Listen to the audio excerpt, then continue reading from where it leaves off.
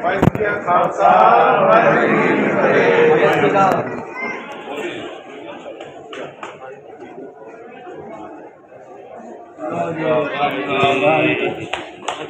अमनदीप सिंह ढूंढला जिंदाबाद, अमनदीप सिंह ढूंढला जिंदाबाद। मार कर दे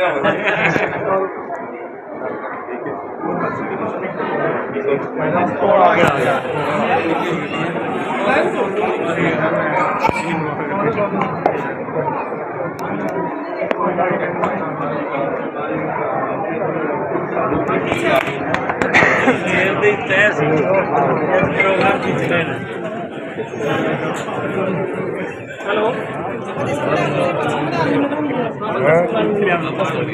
हेलो ले जा बाबा लाया जी अभी कर दे हाँ जी आम आदमी पार्टी जिंदाबाद, अमनदीप ढूंढला जिंदाबाद। बिल्कुल है जी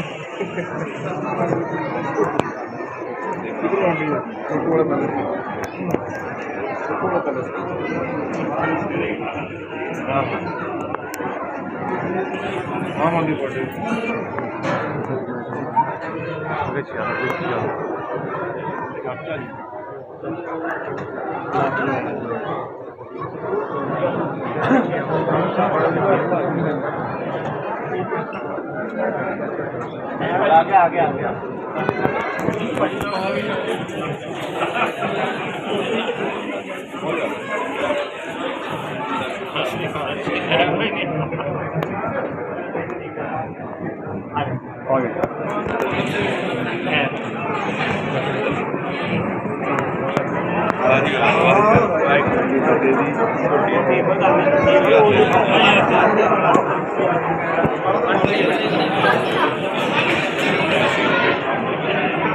आगे एक फोटोग्राफ देखो सामने मोदी नाल हो जाओ।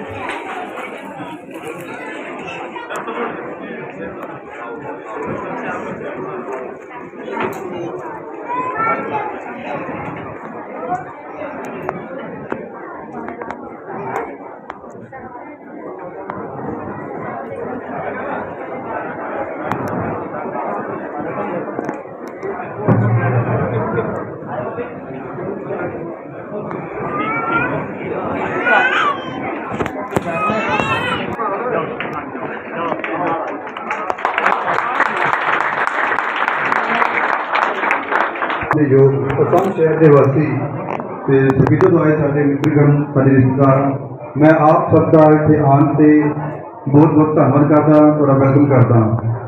जैसे तुम पता है अज आम आदमी पार्टी के साढ़े इतों के उम्मीदवार ने भाई अमनदीप सिंह जी साढ़े आए ने। मैं पूरे असम वासियों की तरफ तो उन्होंने बहुत बहुत स्वागत करता हूँ।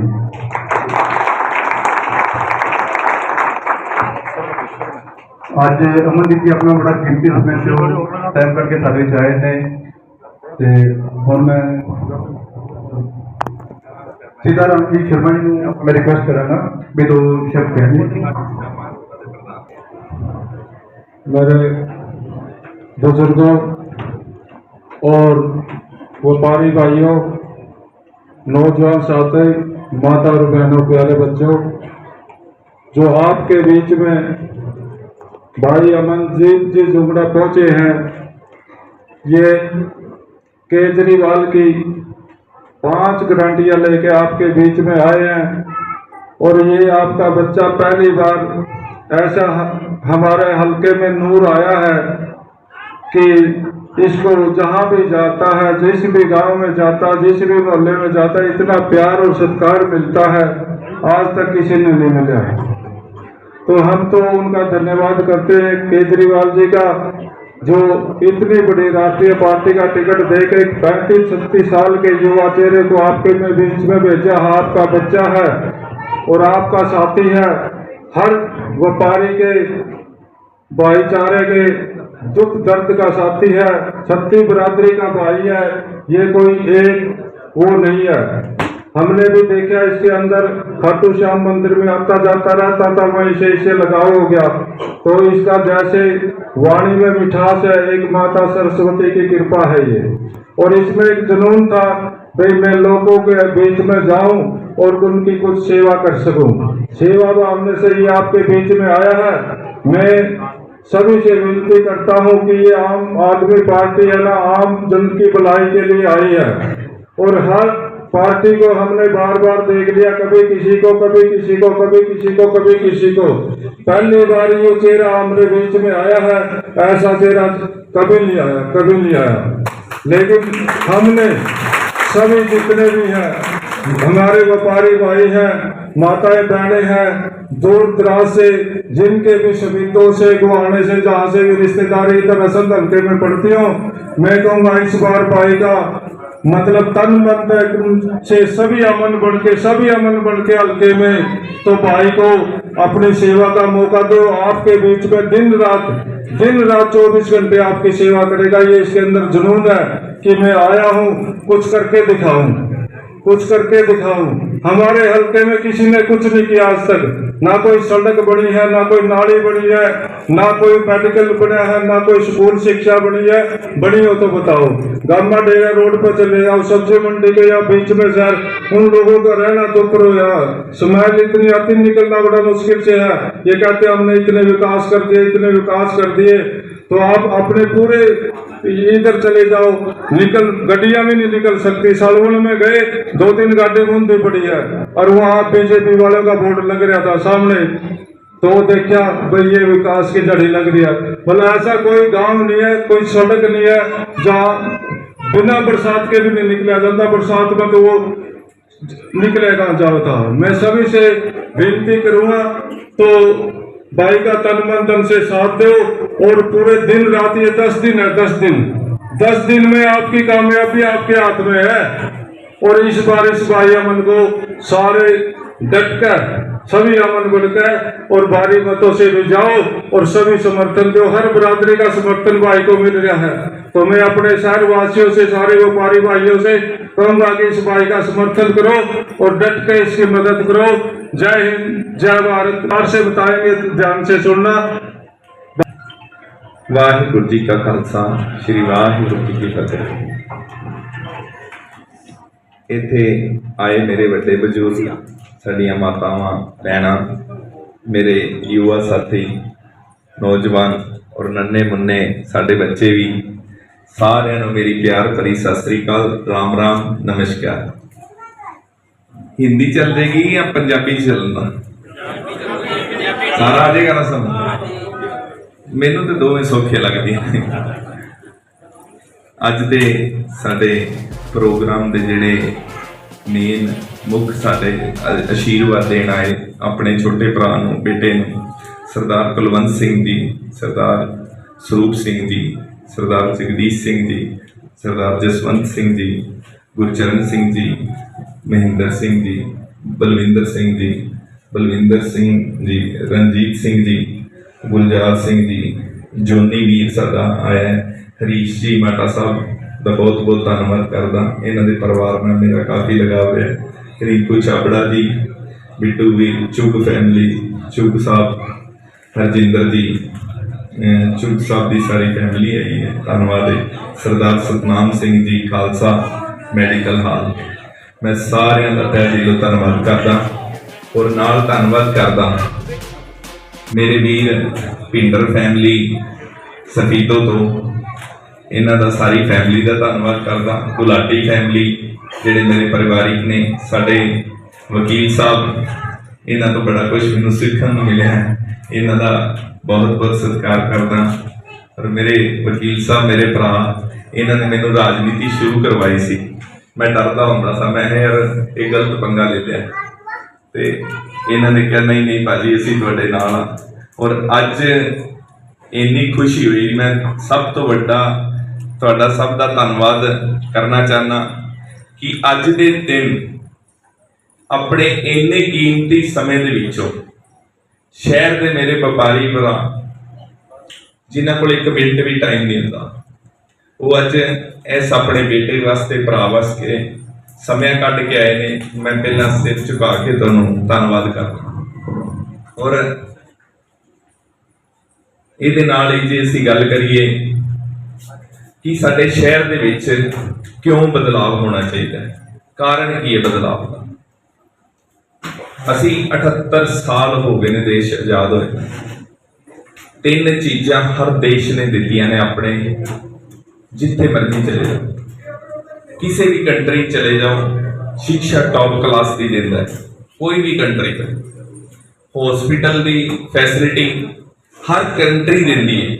एक जो बच्चा पैदा होता है उस तो लैके बजुर्ग तक हर कंट्री ये सेवा देती है कि उत्थों के नागरिक की जिम्मेवारी साडी होएगी। और तीसरी जिहदी असीं मार झेल रहे हैं, जात पात धर्म की राजनीति, ये साडे देश नूं खा गई है, खोखला कर दिता है। असीं इन्हां तिन्नां चीज़ों तो बचांगे तो साडा परिवार अगे जाएगा। मेरे ख्याल घट समझ आ रही है पंजाबी की। इन 3 चीजों से मैं हिंदी कर देना, इन 3 चीजों से हम बचेंगे तो हमारा परिवार आगे जाएगा, नहीं तो ये कभी बढ़ ही नहीं सकते हम लोग। क्योंकि कारण क्या है, ऐसा नहीं है इस देश के पास पैसा नहीं, बहुत कुछ है, बड़ा कुछ है, पर लेकिन नीयत साफ नहीं आई। कांग्रेस ने हमारे पे 50 साल राज किया, 50 साल। उस 50 साल के राज के अंदर हमें कुछ नहीं मिला, ना अच्छा रोजगार मिला, ना हम डेवलप हो पाए। हम अपने सिर पे जो हमारी ग्रोथ होनी थी वो तो होगी, पर लेकिन सरकार की तरफ से कोई सहारा हमें नहीं मिला कुछ भी। क्योंकि घर के 3-4 खर्चे होते हैं, बहुत ज्यादा जरूरी है। स्कूल की शिक्षा सबसे ज्यादा जरूरी है, पर हमने किसी सरकार से नहीं मांगी। जब भी हमने सरकारों से कुछ मांगा, कोई विधायक आया आपके बीच में बढ़ के, आप पता क्या कहते हो कि हमारी ना ये धर्मशाला बनवा दो, इससे आगे नहीं निकलते। सच्चाई कह रहा हूं, झूठ तो नहीं बोल। हमारी धर्मशाला बना दो। हमने कभी नहीं कहा हमारे स्कूल अच्छे बनवा दो, नहीं कहते हम, कभी नहीं कहते।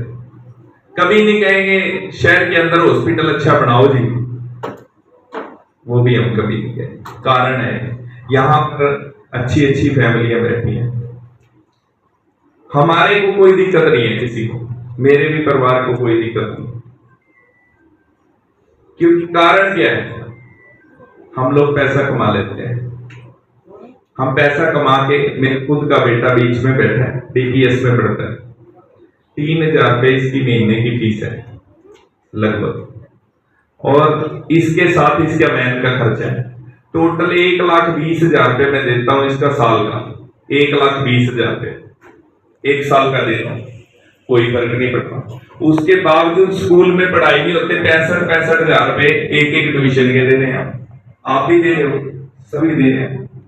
65,000 रुपये ट्यूशन एक सब्जेक्ट की, अगर 2 सब्जेक्ट की ट्यूशन न की तो 1,30,000 और हो गया, 2 साल के तो हमको चाहिए। इसके अलावा रोज इसका फोन जरूर आता है, पापा ये बुक लेके आनी है, ले आ भाई। 4-4, 5-5 ड्रेस है। आज हम 3.5-4 लाख रुपए में एक बच्चे की पढ़ाई करा रहे हैं, और जिसके 2 हैं 8 लाख रुपए। ये 8 लाख रुपए और सिर्फ सरकार की वजह से हम दे रहे हैं।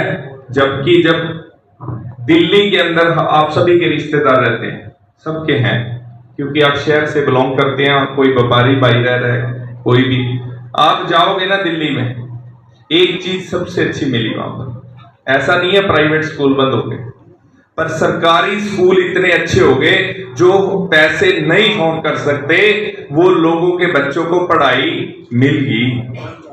हर माँ बाप की एक ही इच्छा होती है कि मेरी पढ़ाई अच्छी हो जाए, मेरा बेटा पढ़ जाए। जब 2008 में मेरी मैरिज हुई ना, तो 9 के अंदर मेरी भी इतनी इनकम नहीं थी, तकरीबन इतना ही बेस था कि एक सिंपल परिवार, साधारण परिवार से था मैं, जिम्मेदार के 5 एकड़ के जिम्मेदार, कोई बड़ी बात नहीं हुई। तो मैंने और मेरी मिसेज को एक ही बात थी, बीच में बैठे भाई बहन, एक ही बात थी कि बच्चा एक ही बहुत है, क्योंकि इसको ही पढ़ा लिखा ले। ये नहीं पता था भी भगवान हमें इतना ऊपर ले जाएगा या नहीं ले जाएगा। मेरी उस टाइम की मेहनत के हिसाब से ये भी मेरे को खर्चा बहुत बड़ा लगता था। अगर यही सरकारी स्कूल टॉप क्लास के होते तो हमें क्या जरूरत थी, हमें डर क्या था? हमें कोई डर नहीं था। हम बच्चे 1 2 3 जितने मर्जी थे हमारे, हमें कोई खर्चे का डर नहीं। हम आता तो इसी चीज से आधे टूटे हुए हैं, ये कड़वी सच्चाई है। दूसरा खर्चा हमारा क्या है? Medical facility. सबके तो यहाँ पर हेल्थ कार्ड नहीं होंगे, और जिनके होंगे वो साधन संपन्न लोग हैं। सबके तो है नहीं यहाँ पर हेल्थ कार्ड, पर लेकिन जो घर का कोई बुजुर्ग बीमार हो जाए ना, लाखों में जाता है, लाखों में। और एक बार परिवार टूटा हुआ दोबारा सेटिंग नहीं आती।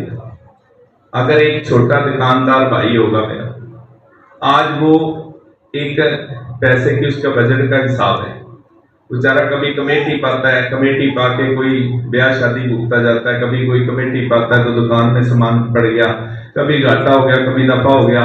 लोन सबके बढ़ते जा रहे हैं, लोन और लिमिटें इंक्रीज होती जा रही है।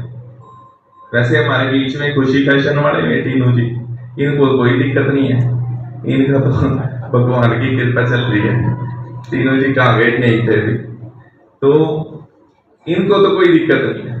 पर लेकिन एक आम फैमिली के लिए अगर घर का एक बच्चा बीमार, कभी बूढ़ा बीमार, कभी माता बीमार, कभी घरवाली बीमार, कभी बच्चे बीमार, डेली हमारे खर्चे हैं डेली, और ये भी जिम्मेवारी हम खुद उठा रहे हैं, खुद। इसी की टेंशन है हमारे ऊपर, इसी चीज की टेंशन है। ये भी पैसा हमारा बच सकता है अगर सरकारी हॉस्पिटल में टॉप क्लास का इलाज हो और उस वहां की अच्छी स्थिति हो, मैनेजमेंट अच्छी हो।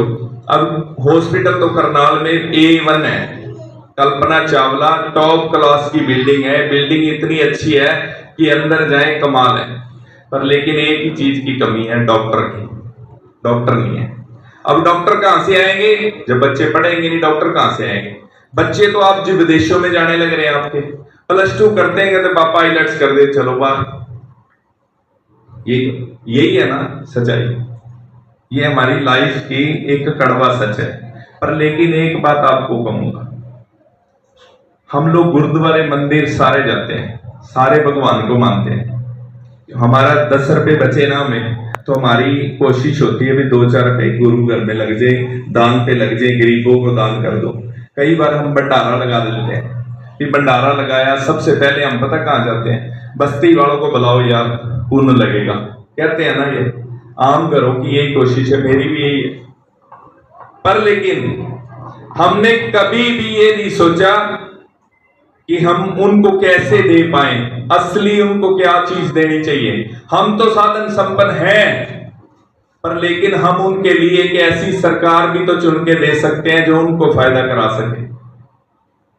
हम अलग अलग पार्टियों से, हम दान पुण्य सारे करना चाहते हैं, अलग अलग पार्टियों से। हम बीजेपी से भी हैं, हम कांग्रेस से भी हैं, हमारे बीच में हर पार्टी से बिलोंग करता है कोई ना कोई। पर लेकिन किसी पार्टी ने हमें कुछ नहीं दिया 10 साल के अंदर, और ना ही मौके के जो हमारे नुमाइंदे चुने जाते हैं, किसी की ताकत नहीं है उनका हाथ पकड़ के कोई काम करा ले। हम जब भी जाते हैं, हमारे जो बड़े बुजुर्ग हैं ना, कई बार मेरे को शर्म आ जाती है। मैं कई बार कहता हूं, मैं राजनीति करने नहीं आया, ना ही मेरे को हार से कोई फर्क पड़ता है, ना जीत से कोई फर्क है।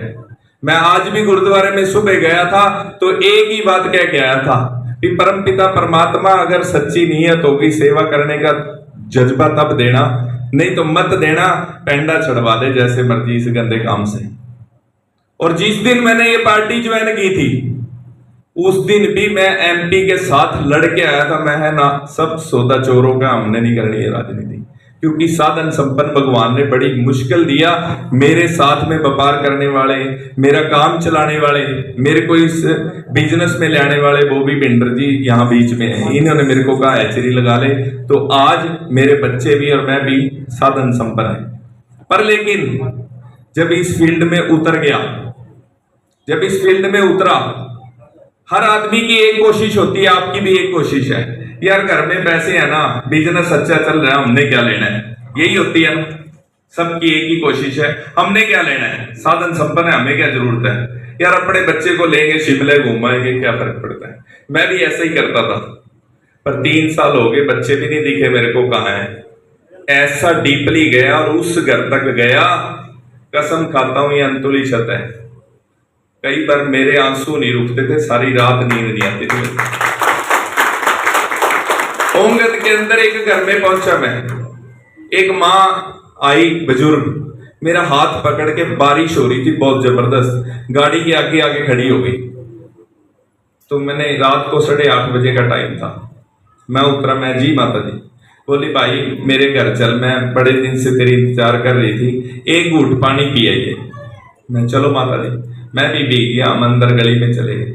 जब मैं उसके घर गया ना, ऐसा था कि अभी 2 मिनट बाद ये छत गिर जाएगा, मतलब बल्लियां टूट रही उसकी, और उसने किक्कर कुकर काट के नीचे लगा रखे। और उसकी जो घर में बेटे की बहू थी, बेटा एक्सपायर हो रहा था, बेटे की बहू थी, उसका एक्सीडेंट था, विकलांग थी, और 3 बच्चे थे। घर के अंदर 5 प्लेट थी, मैंने गिन ली, 5 जहां से पानी टपक रहा था वहीं पड़ी थी। 3 गिलास थे, तीनों वहां पड़े थे जहां पर पानी टपक रहा था। उस दिन मेरे को ये समझ आया भी जीना है तो इनके लिए, बाकी सेवा व्यर्थ है, बाकी सेवा व्यर्थ है। भरते रहो आप, गुरुद्वारों को भरते रहो, मंदिरों को भरते रहो, कोई फर्क नहीं पड़ना, कोई फर्क नहीं पड़ना उस चीज से। जब हम उस सेवा में उतरे, मेरे पास जितने पैसे थे मैंने खूब लगाए, खूब दब के। यहाँ शहर के अंदर से मेरे पास फोन आते थे, तू खर्चा बहुत ज्यादा कर रहा है, तू खर्चा बहुत ज्यादा कर रहा है बेटे। कई माताओं ने फोन किया, यहाँ पलाई की फैक्ट्री है, अग्रवाल समाज से हैं, उन्होंने किसी मेरे गांव के अग्रवाल को बोले भी उसको कहो बेटे को खर्चा बहुत ज्यादा कर रहा है जहां भी। पर क्या करता, मेरे से देखा ही नहीं गया। मैंने कोशिश की जिसकी लड़की की शादी कर दो, पर लास्ट एंड पे एक दिन मैं भी टूट गया, मेरा भी घर रुक गया। सच्चाई बता रहा हूं। अब किसी से पैसे मांगू तो वो ये कहता है कि ये राजनीति करने आए, और जो पैसे ना हो तो आप उनका भला नहीं कर सकते। अब आया फिर मैं इस पार्टी में, क्यों मेरे को इंटरेस्ट है। पहले 10 साल बीजेपी में मेरा लिया कुछ नहीं, बीजेपी वालों से बहुत ऑफर थी, कभी चेयरमैन बन जा, फलाना बन जा, ना। सरदार बख्शीश सिंह जी को इस शहर में लेके आने वाला अमनदीप जुंडला था 2009 के अंदर, उस एरिया से मैं लेके आया था इनको, यहाँ पूछ लेना उनसे। पहला इलेक्शन भी मैंने ही लड़वाया, दूसरा भी मैंने ही लड़वाया था यहाँ पर दूसरा जब वो बन गए ना, 1 साल में ऐसे बदले कि पता ही नहीं लगा कैसे बदल गए। हमें किसी चीज का लालच नहीं, हम साइड हो गए, विवाद कुछ नहीं, साइड हो गए। पर लेकिन इस पार्टी में आप सेवा कर सकते हो। सेवा वो कैसे कर सकते हो? दिल्ली के अंदर केजरीवाल जी ने बहुत टॉप के स्कूल बनाए, उसको देख के पंजाब के अंदर सरकार आई। आज पंजाब के अंदर 117 ऐसे मॉडल स्कूल बना दिए गए कि जिनको देख के ऐसे लगता है जैसे अमेरिका कनाडा ऐसे स्कूल हैं, वो ऐसे टॉप क्लास के स्कूल। ये काम किया केजरीवाल सरकार।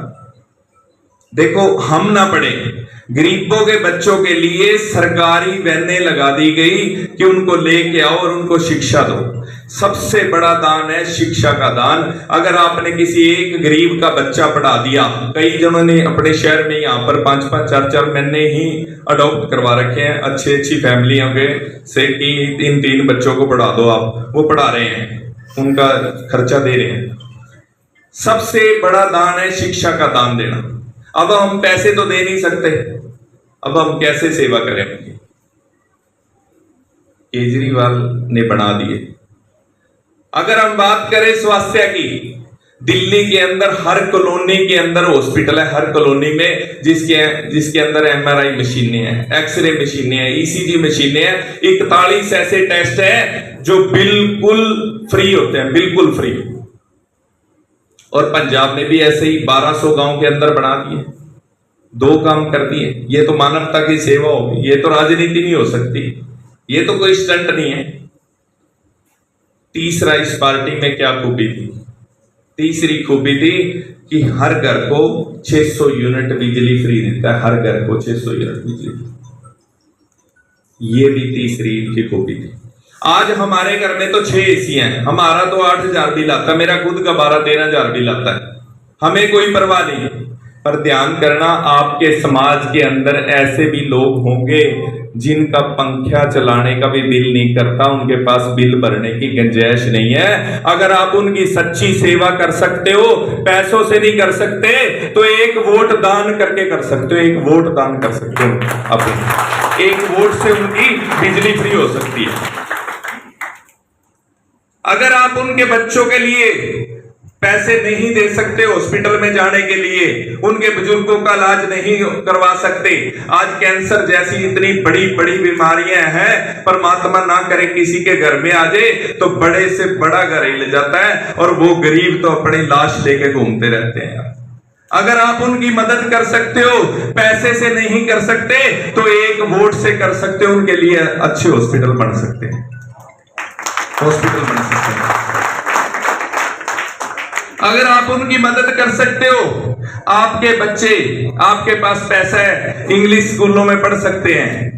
पर लेकिन हमारे उन परिवारों का, आप हमारी पंजाबी फैमिलियों के बीच में आप वार्डों के अंदर जाओ, आपको ऐसी ऐसी फैमिली मिलेंगी कि उनका ये भी नहीं पता कि शाम को चूल्हा जलेगा या नहीं जलेगा। आज इस चीज को चेक करना, जाके चेक करना आप जाके।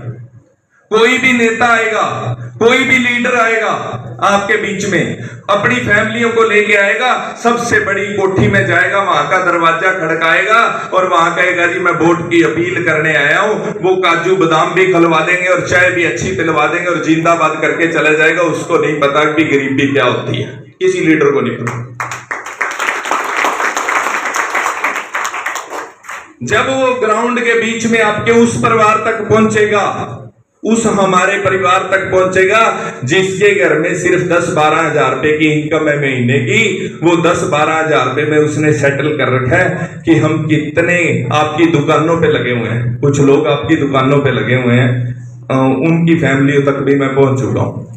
जब उनके पास गए हम तो 10-12 हजार रुपए में उन्होंने तय कर रखा 3,000 रुपए बिजली का बिल है, 2,000 रुपए वो बेचारे अपनी बीमारी पे लगा लेते हैं। सरकारी हॉस्पिटलों में धक्के खाते हैं, यहां से फिर करनाल जाना पड़ता है, किराया भाड़ा लग जाता है, उनके पल्ले कुछ नहीं है, 5,000 रुपए ऐसे ही वेस्ट हो जाते हैं। अगर वो सरकारी स्कूलों में बच्चे पढ़ाते हैं तो आप सच्चाई मानना, इतनी बड़ी ताकतें उनके पीछे लगी हुई हैं, इस देश के पीछे लगी हुई हैं उनको अनपढ़ बनाने के लिए कि 2009 के अंदर कांग्रेस ने एक कानून बनाया था हरियाणा के अंदर, आपको पता नहीं होगा क्योंकि हमारे बच्चे इंग्लिश स्कूलों में, कि पहली क्लास से लेके 8वीं क्लास तक किसी बच्चे को फेल नहीं करते सरकारी स्कूल में, पता कर लेना। और सच बात पूछो ना, 9th क्लास में उनको अपना नाम भी लिखना नहीं आता।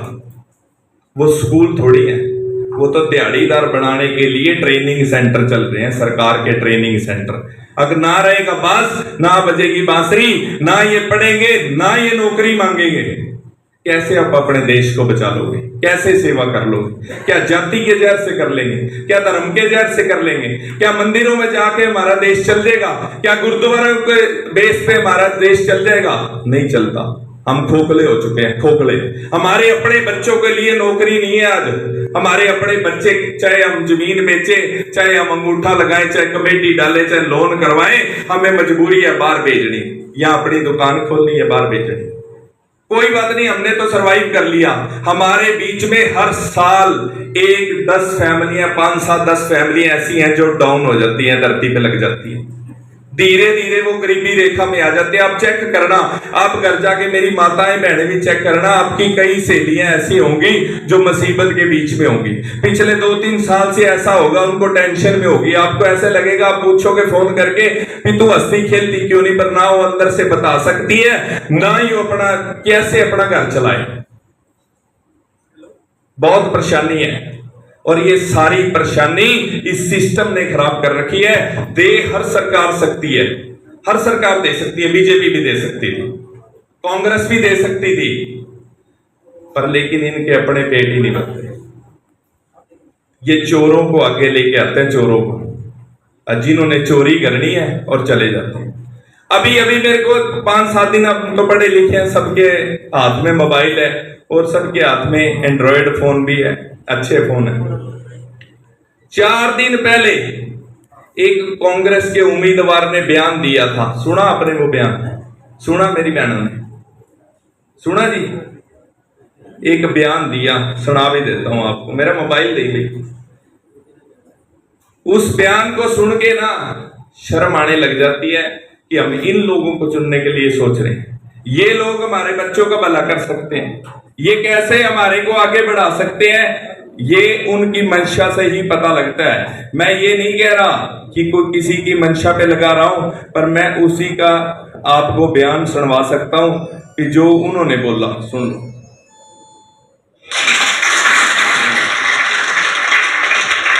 और जब सरकार के अंदर संघ का हिस्सा होगा तो अपने रिश्तेदारों ने भी खुश करेंगे, आप जो बाहर से हमारी मदद में आ रहे, भाईचारे ने भी करेंगे और पहले अपना घर तो भरेंगे।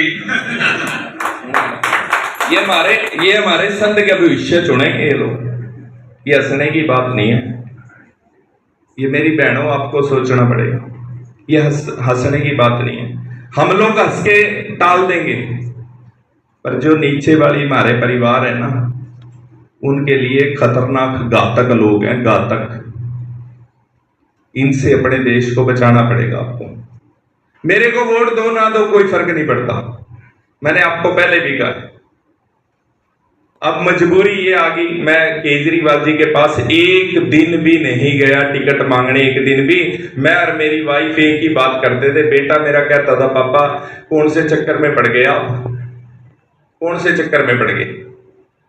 हमें नहीं, क्योंकि मेरा रोज सुबह उठ के पाठ पूजा करके अपने ऑफिस जाना, पाठ हुए, वहां पर अफसरों से मेरी बहुत दोस्ती रही है। हरियाणा के लगभग ऑफिसर सारे मेरे को अच्छे से जानते हैं, भाईचारा में। मेरे काम ऐसे होते थे, मैं दिन में 50-100 लोगों के वैसे ही काम करवा देते। किसी का कोई मेरे दर पे आया, मैंने खाली नहीं जाने दिया, करवा दो काम, क्योंकि मैं तो उनसे दोस्ती कर ही रहा हूं। पर लेकिन जब इस सिस्टम को देखा है ना, तो ये समझ आ गई कि ये इतनी जल्दी ठीक नहीं हो सकता। फिर भी आप लोगों के जनता का जो प्यार था, जिन गरीबों के बीच में मैं गया, जिनके घर तक पहुंचा, आज उन्होंने मेरे से उम्मीद लगा ली कि ये ही एक हमारा बेटा है जो हमारी सुन सकता है, हमारे तक पहुंच सकता है।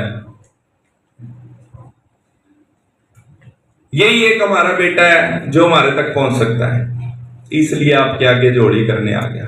अगर आप चाहते हो कि उन बहन भाइयों की सेवा करना चाहते हो, उनके बच्चों को पढ़ाना चाहते हो, अगर आप चाहते हो आपकी एक वोट से हमारे संत के स्कूल अच्छे हो जाए, उनके बच्चे भी पढ़ लें और हमारे भी पढ़ लें, अगर आप चाहते हो हमारी एक वोट से उस गरीब के हॉस्पिटल बन जाए, उसके लिए बन जाए जिसके माँ बाप इसी बीमारी के कारण मर जाते हैं, बच्चे बीच में से हमारे चले जाते हैं, अगर आप ये चाहते हैं अभी उसके घर की लाइट जल जाए, उसको फ्री का फायदा मिल सके, तो आप एक वोट कर देना उन गरीबों के लिए।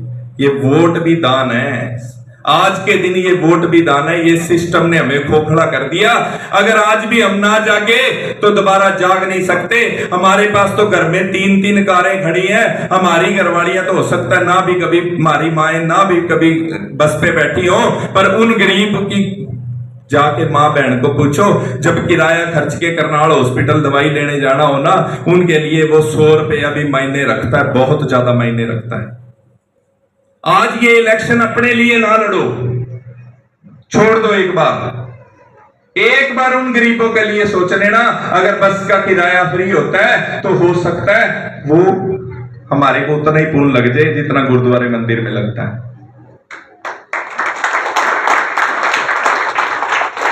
मैं आपको, मेरी बहनों को इतना ही समझा सकता हूं। मैं आपको दिल्ली के स्कूल का एक उदाहरण दे सकता हूं। एक बहुत बड़े पेशे से जज है, नाम नहीं लेता मैं, उनका मेरे पास 2 साल पहले फोन आया, कहते अमन तू पार्टी की इतनी सेवा कर रहा है तो मेरे बेटे का एडमिशन करवाना है। मैं कहा जी, बोला सरकारी। मैं जज साहब आपके पिताजी MP हैं, मौके पे मोदी सरकार में MP थे, आप जज लग रहे, आपकी घरवाली जज, एडमिशन अमन को कह रहे हो करवा दे, पैसे खत्म हो गए क्या तर पे? बोले नहीं सरकारी स्कूल में कराना है, शक्तिपुरम दिल्ली में। मैं जी जैसा कारण क्या है? बोला यार पढ़ाई बहुत अच्छी है। मैं जी अच्छा। बोला 99.6% रिजल्ट है स्कूल का, 99.6%। मैं भागा उसका एडमिशन कराने के लिए, पर हुआ नहीं। मेरे को सौरभ भारद्वाज जी जो मंत्री थे ना, एक बात बोली, बोला कर देते हैं अमन जी, इसका एडमिशन कर देते हैं।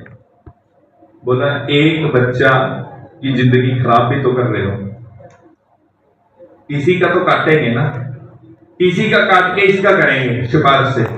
मैंने कहा नाम मत करना जी। जज साहब तो बोलचाल खत्म होगी मेरी, पर कमाल की बात यह है कि इस साल उसने अपने बच्चों का एडमिशन करवा ही लिया वहां पर सरकारी स्कूल में। जब जजों के बच्चे पढ़ने लगे, जब नेताओं के बच्चे पढ़ने लगे, एसपी डीसीओ के बच्चे वहां पर पढ़ने लगे, तो इसका मतलब सुधार हो चुका है, इसका मतलब सुधार हो चुका है। आप लोगों से मैं जरूर बेनती करूंगा, आगे भी प्रोग्राम है मेरा, तो मैं थोड़े समय ज्यादा समय ले गया आपका, पर लेकिन आप लोगों से एक बेनती करने आया हूं। अगर आपका मन माने कि एक बार जात धर्म बिरादरी पार्टी सब कुछ छोड़ के हम एक बार सेवा कर सकते हैं, एक चीज का वादा आपके साथ आपका बेटा ये जरूर करता है, जितने दिन ये सांस चलेंगे 5 साल के अंदर, उतने दिन गरीबों की हर सेवा संभव होगी। और आप मेरा हाथ पकड़ के जा मांगिए,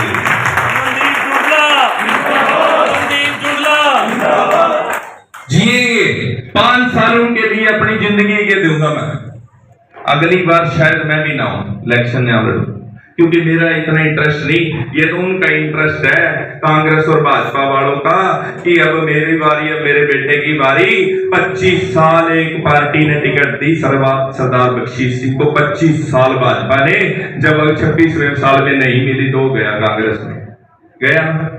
उनको चाहिए राजनीति, मेरे को नहीं चाहिए, उनको चाहिए, मेरे को नहीं चाहिए। मेरे को तो इतना चाहिए कि ये सिस्टम सेट हो जाए, आपके दिलों में अमन की जगह होनी चाहिए। सरकार में हो या ना हो कोई फर्क नहीं पड़ता, इस चीज आपके दिलों के अंदर होना चाहिए। आपकी दुआओं के साथ हो सकता है मेरा कितना बड़ा कष्ट निकल जाए, उन गरीबों की दुआओं से कष्ट निकल जाए। आज 3 साल के अंदर, इतिहास के अंदर आप कभी देख लेना, कोई भी नेता कभी शुरू होगा तो 3 साल के अंदर उसको कोई नेशनल पार्टी, जो इंडिया की 3रे नंबर की लार्जेस्ट पार्टी है आज के दिन, वो टिकट नहीं देती। ये टिकट भी उन गरीबों की दुआओं और आपके प्यार से मिली है, ये जनता की है, मेरी नहीं। मैं खुद ही हैरान हूं, जिस दिन टिकट मिली, मैं, मेरी वाइफ, बेटा तीनों से घर था, दोपहर का टाइम था, मेरे को बिल्कुल उम्मीद नहीं थी, क्योंकि मैंने कभी टिकट मांगी नहीं, होता 30 आदमियों ने टिकट मांगी थी और बड़े बड़े चेहरों ने मांगी थी, जिनको दूसरी पार्टियों से नहीं मिली। मैं नाम नहीं लेता, मीडिया वाले भी भाई हैं, पर लेकिन उन्होंने टिकट मांगी इस पार्टी से, उनको टिकट नहीं मिली। पर मैं घर बैठा था, जब टिकट आई ना, तो दिलबाग जी का पहला फोन आया, ये हेलो हेलो करे, और मेरे आंसू नहीं रुक रहे थे। मैं बाथरूम में जाके, पहले मेरा आधा घंटा मेरे से बर्दाश्त नहीं हुआ, मैंने कहा ये चमत्कार क्या हो गया कि मेरे को खुद ही उम्मीद नहीं थी, मेरे रिश्तेदारों को उम्मीद नहीं थी, क्योंकि 3 साल में कौन टिकट देता है। पर लेकिन ये भी काम केजरीवाल ने कर दिया, ये भी काम केजरीवाल ने कर दिया, सिर्फ मेहनत और आपके प्यार को देखकर। और जितने भी सर्वे गए सारे इतने टॉप क्लास के गए। कांग्रेस के दफ्तर में एक ही नाम चल रहा था, अमनदीप जुंडला, और भाजपा के दफ्तर में भी यही नाम चल रहा था, अमनदीप जुंडला। बोला ये जीते चाहे हारे, समीकरण सबके बिगाड़ देगा। पता क्यों? क्योंकि मेरी वो माँ मेरे साथ खड़ी थी, जिसके लास्ट घर तक अमन पहुंच गया। ऐसी हर गांव में मेरी माएं, मेरी बहनें मेरे साथ आज भी खड़ी हैं और पहले भी खड़ी थी। उन्हीं के बेस पे ये अमनदीप जुंडला आगे बढ़ रहा है और आपके प्यार के बेस पे आगे बढ़ रहा है। मैं अब आपसे लास्ट में यही अपील करके जाऊंगा, अनुरोध करके जाऊंगा, मैं और मेरा परिवार आपके आगे झोली करके जाएंगे कि एक मौका सिर्फ, अगर आपकी आत्मा माने, मेरे लिए मत देना, बिल्कुल ना देना कि अमनदीप जुंडला को राजनीति में लेके आना है, ना, मेरे लिए मत देना। अगर आपकी आत्मा ये माने कि ये लड़का कुछ कर सकता है, ये किसी गरीब का घर बनवा सकता है, आपके बच्चों को अच्छी शिक्षा दिलवा सकता है, स्कूलों के लिए लड़ाई लड़ सकता है, हॉस्पिटल के लिए लड़ाई लड़ सकता है, संघ के भविष्य की लड़ाई लड़ सकता है, और संघ के अंदर जो पानी का लेवल TDS 1900-2000 है जिसके कारण बीमारियां फैल रही है, अगर उस पानी को ठीक कर सकता है तो अपनी आत्मा से एक वोट दे देना, इतने में आपका भला हो जाएगा, सारी पब्लिक का भला।